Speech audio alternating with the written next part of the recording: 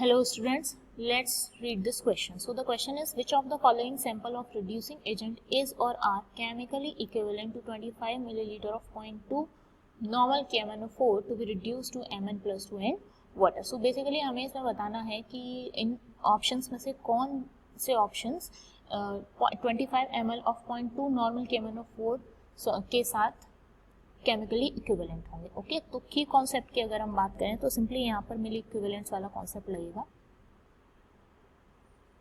Concept यहाँ पर आपका क्या है, मिली इक्विवेलेंट वाला. ओके,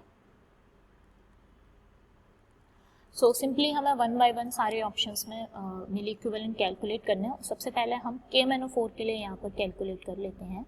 तो मिली इक्विवेलेंट कैलकुलेट करने के लिए अगर हम फॉर्मूले की बात करें तो वो आपका क्या होता है, वो होता है आपका simply normality into volume.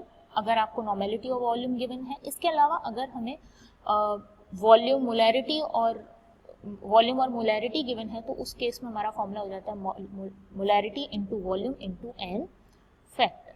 Right, तो सबसे पहले KMnO4 के केस में अगर हम देखें तो हमें वॉल्यूम और नॉर्मेलिटी गिवन है, तो सिंपली यहाँ पर जो मिली इक्विवेलेंट इसके आएंगे वो क्या हो जाएंगे, 25 इंटू 0.2 दैट इज 5. ओके, अब हम one by one other options के भी चेक कर लेते हैं. सबसे पहले हम ए ऑप्शन की बात करें तो यहाँ हमें मिली इक्विवेलेंट निकालने होंगे.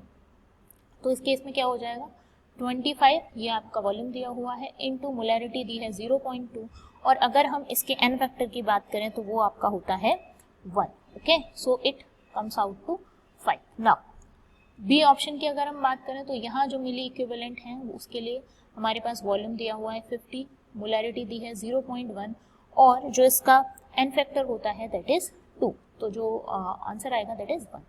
सी ऑप्शन की अगर हम बात करें तो यहाँ हमें मिली इक्विवेलेंट कैलकुलेट करना है. तो वॉल्यूम गिवन है 25, मोलैरिटी गिवन है 0.1 और एन फैक्टर इसका कितना होता है 2. तो ये भी आपका कितना आएगा 5.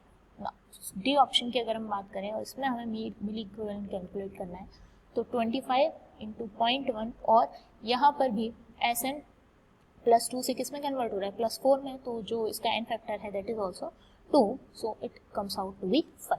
ओके, तो एक्चुअली ये जो क्वेश्चन है वो मल्टीपल करेक्ट आंसर क्वेश्चन है. तो यहाँ पर आपके 3 ऑप्शंस करेक्ट हो जाएंगे, option number A, C and D. Okay, B जो है ये इसके मिली इक्विवेलेंट KMnO4 के मिली इक्विवेलेंट के बराबर नहीं है, इसलिए ये ऑप्शन करेक्ट नहीं होगा. इसके अलावा बाकी के जो 3 ऑप्शन है उन तीनों में जो मिली इक्विवेलेंट हैं वो KMnO4 के इक्वल हैं. So the most appropriate answer of this question is A, C and D. I hope you understand this question. Best of luck.